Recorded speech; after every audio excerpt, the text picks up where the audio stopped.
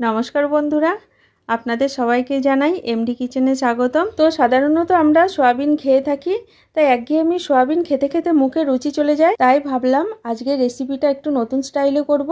আপনাদের ভালো লাগলে আপনারা অবশ্যই বাড়িতে একবার ট্রাই করে দেখবেন। তো এখানে নিয়ে নিয়েছি 1 প্যাকেট সয়াবিন। প্যাকেটটাকে কেটে সয়াবিনগুলোকে 10 থেকে 15 মিনিটের জন্য উষ্ণ গরম জলে ভিজিয়ে রেখে দেবো। এই সয়াবিনের রেসিপিটা স্কিপ না করে প্রথম থেকে শেষ অবধি দেখবেন। এরপরে কিছু আলু কেটে নিয়েছি, আলুগুলোকে বেশ ডুমো ডুমো করে কাটলাম। এরপরে কড়াইতে দিয়ে দিলাম সর্ষের তেল। তেলের মধ্যে আলুগুলোকে লাল করে ভেজে নেব। আলুগুলোকে ভালো করে নাড়তে নাড়তে যখন ব্রাউন কালার এসে যাবে, এর ভিতরে দিয়ে দেবো স্বাদ মতো নুন আর পরিমাণ মতো হলুদের গুঁড়ো। এরপরে আরেকটু ভালো করে ভেজে নেব। আলুগুলো ভাজা হতে হতে এদিকে সয়াবিনগুলোকে ভালো করে ধুয়ে এর ভিতরে 2টো ডিম ভেঙে দিয়ে দেবো। এই ডিম দিয়ে যদি সয়াবিনটা একবার রান্না করে খেতে পারেন তাহলে এর স্বাদ পাবেন দ্বিগুণ। তারপরে এর ভিতরে দিয়ে দেবো নুন, হলুদের গুঁড়ো, একটু লঙ্কার গুঁড়ো দিয়ে একটা চামচ দিয়ে ভালো করে মেখে রেখে দেবো। এই সয়াবিনটা যেদিনকে আমি বাড়িতে রান্না করেছিলাম সেদিনকে মাছ মাংস পাশে সরিয়ে রেখে শুধু সয়াবিন দিয়েই সবাই এক থালা ভাত নিমিষেই খেয়ে নিয়েছিল। এদিকে আলুগুলো ভালো করে ভাজা হয়ে গেছে। আলুগুলোকে একটা প্লেটে তুলে নিয়ে ওই তেলের ভিতরে আরেকটু তেল দিয়ে সয়াবিনের মিশ্রণগুলো দিয়ে দিলাম।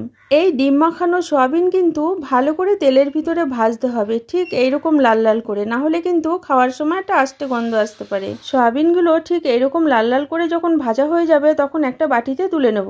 এরপর ওই তেলের ভিতরে আরেকটু তেল দিয়ে দেবো কিছু গোটা জিরে, একটা তেজপাতা, একটা শুকনো লঙ্কা আর কিছু গোটা গরম মশলা।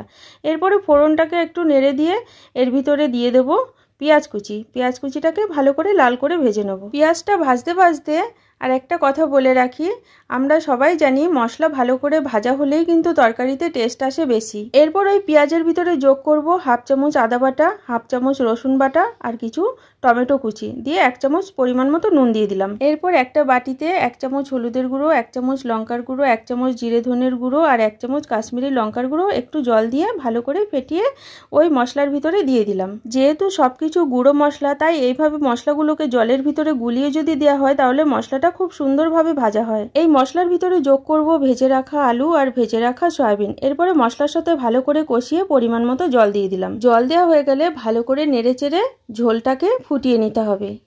ঝোলটা যখনই ফুটে যাবে কিছুক্ষণ সময় রান্না করার পর এর ভিতরে দিয়ে দেবো 1/2 চামচ মিট মশলা আর দিয়ে দেবো কিছু ধনেপাতা কুচি। এরপরে আরেকটু নেড়ে দেবো। সব উপকরণ তো দেয়াই হয়ে গেছে। এরপরে নেড়েচেড়ে নামানোর পালা। একটা বাটিতে ঢেলে নিলাম।